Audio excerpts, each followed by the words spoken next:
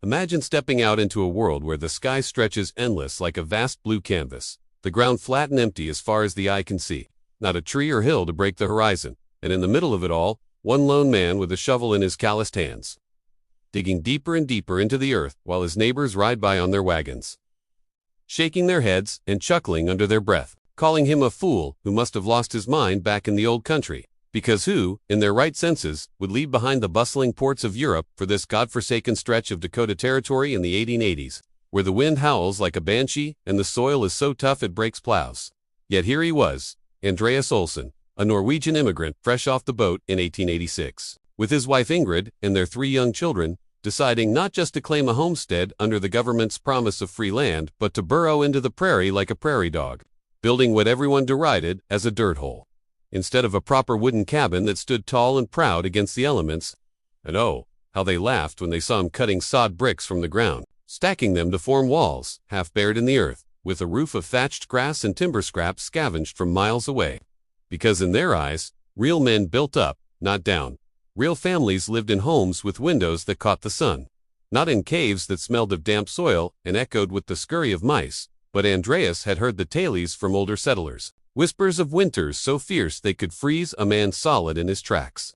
And he remembered the harsh fjords of Norway, where survival meant respecting the land's fury. So he pressed on, ignoring the taunts that echoed across the empty plains, as the townfolk in nearby Groton whispered that he'd drag his family to ruin, that the first rain would flood them out or the winds would bury them alive. Yet deep down, Andreas felt a quiet certainty in his bones, a stubborn faith that this humble dugout, 18 feet by 20, with its earthen floor and single stovepipe chimney poking through the roof, would shield them when the prairie's true wrath unveiled itself, and as the mild days of autumn turned to the deceptive warmth of early January, 1888.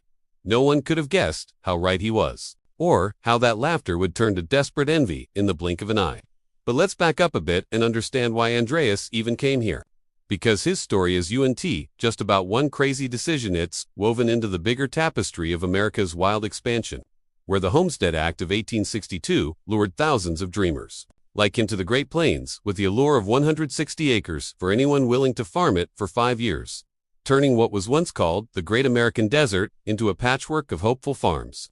Though the reality hit hard with grasshopper plagues that devoured crops in biblical swarms, droughts that cracked the earth like old leather, and isolation that drove some mad with prairie fever. Yet for immigrants fleeing poverty in Scandinavia, it was a shot at owning land, something impossible back home. And Andreas, the sturdy farmer in his 30s with a beard like tangled wire and eyes sharp as hawks, arrived with little more than his family's trunks and a determination forged in the cold Nordic winters. Settling near the James River in what is now South Dakota, where the soil was rich but unforgiving, and building a dugout made sense practically since lumber was scarce and expensive, hauled from distant railroads at costs that could bankrupt a new arrival, while sod was free, abundant, and surprisingly insulating, keeping the interior cool in summer's scorch and warm against winter's bite. As pioneers like him learned from Native American earth lodges or earlier settlers' trial and error, and though his neighbors opted for flimsy frame houses that whistled in the wind, Andreas reinforced his with wooden beams inside, dug a well nearby, and even planted a small garden on the roof where grass grew to camouflage it into the landscape, making it nearly invisible from afar. A clever trick that would later save lives, but at the time, it only fueled the mockery, with folks saying he'd live like an animal, that his children would grow up wild and uneducated, missing the one-room schoolhouses popping up across the territory.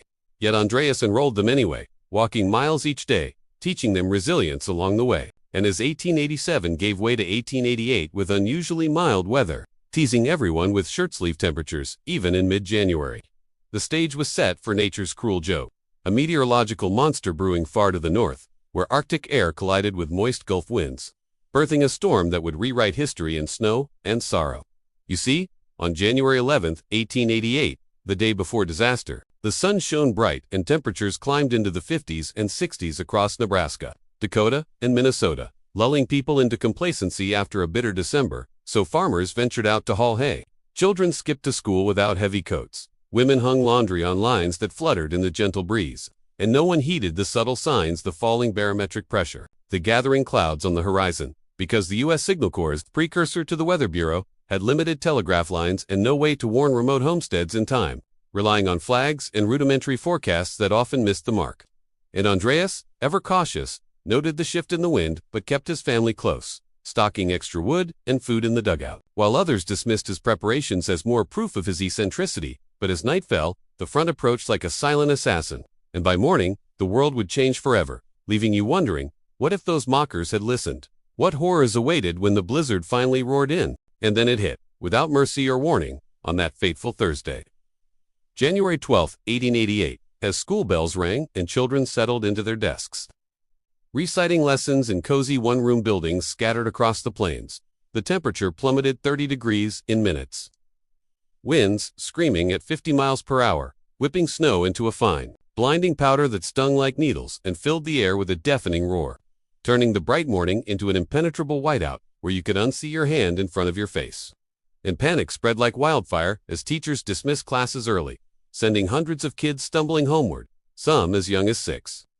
Bundled inadequately against the sudden freeze, while farmers in fields dropped their tools and fought blindly toward shelter, cattle herds stampeded in confusion, trains derailed under the onslaught and the storm. Later dubbed the Children's Blizzard for the tragic toll on the young, raged across a 780-mile swath from Dakota to Texas, dropping up to 3 feet of snow in places, with drifts towering 20 feet high. But in Andreas's dugout, buried snugly into a gentle hillside, the family huddled around their cast-iron stove, the thick sod walls muffling the howls outside, retaining heat like a natural blanket. As Ingrid stirred a pot of stew from their stored potatoes and salted meat, the children playing quietly with homemade toys. Unaware of the apocalypse unfolding above, and Andreas ventured out briefly, roped at the door to avoid getting lost, to check on their livestock in a nearby sod barn, finding them safe, though restless. Because unlike the frame houses that shuddered and leaked cold, or the open prairies where wanderers froze in minutes, the dugouts, designed underground, with earth burned against the sides, deflected the wind and insulated against the minus 40-degree chill. A practical genius born from necessity that saved countless lives that day, though not everyone was so fortunate. The historians estimate between 235 and 500 deaths from the blizzard, many from hypothermia as people got disoriented just steps from safety, like the story of Johann Kaufmann in Minnesota, who perished 50 yards from his door after helping neighbors, or the heartbreaking tale of the 5 lead-belt children in Nebraska who froze together in a field while trying to reach home, their bodies found clutched in a huddle days later when the snow melted, and teachers became heroes or martyrs, such as Minnie Freeman in rural Nebraska, who, facing the storm's fury, tied her 30 students together with rope from the schoolroom and led them through the gale to a nearby farmhouse, all surviving thanks to her quick thinking and the shelter's proximity. While Etta Shatok wasn't as lucky, getting lost with her pupils and burrowing into a haystack for 3 days, emerging alive but losing both legs to frostbite. Stories that highlight the raw human drama amid the chaos, where survival often hinged on preparation, luck, and community. And back in Dakota, Andreas's neighbors, those same folks who'd mocked his crazy home, found their wooden cabins buried under drifts, chimneys clogged, fuel running low, as the storm stretched from hours into days, with no respite until January 13th, and word spread through the telegraph wires that reached towns, though not isolated farms, of the devastation. With newspapers later reporting tales of frozen corpses discovered in spring thaws, entire families perished in their homes. An economic ruin for ranchers who lost 90% of their herds in what became known as the White Death. But Andreas, peering through a small window he'd fashioned from oiled paper, saw figures approaching in the haze, shadowy forms staggering toward his barely visible chimney smoke. And he knew the real test of his foresight was just beginning, as the dugout transformed from a joke into a beacon of hope, as rescuers braved the aftermath, digging out survivors and counting the dead. Tales emerged of how sod structures, like Andreas's, fared better, their low profiles avoiding the worst winds, earth walls holding heat from even a small fire, and in some cases, becoming impromptu refuges for stranded travelers who stumbled upon them.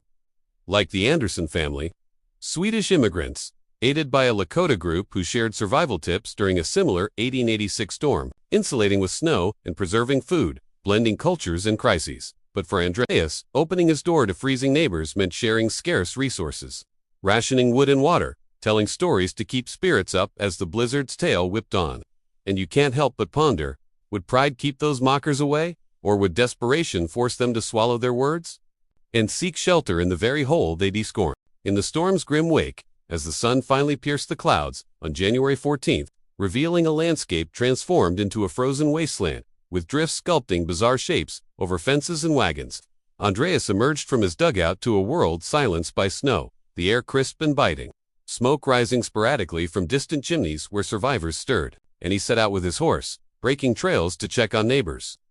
Finding some alive but frostbitten, others not so lucky, like the Miller family down the road whose frame house had collapsed under the weight, burying them in icy rubble, and as word of losses mounted, schools empty of children who'd never returned. Parents wailing over tiny graves dug in thawed earth. Come spring, the community gathered in shock, sharing tales around potluck suppers and town halls, where Andreas's name came up, not in jest but in awe.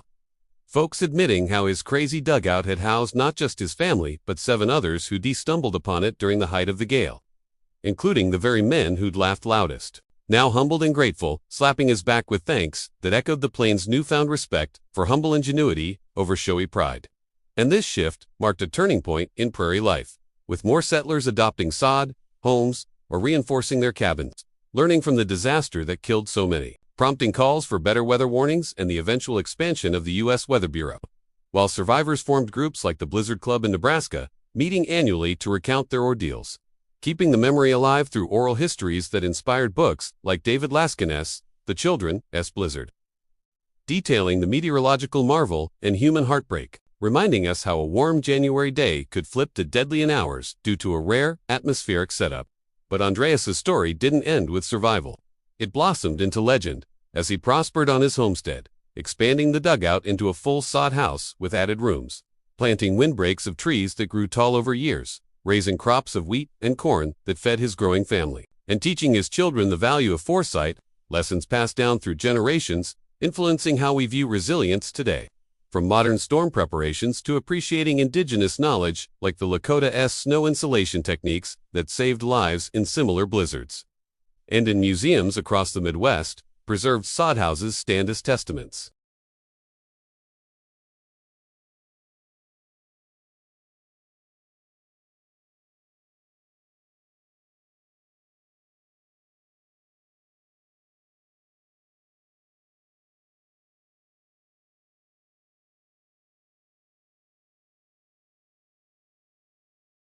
Because history shows nature's indifference to human hubris, yet also our capacity to adapt and endure.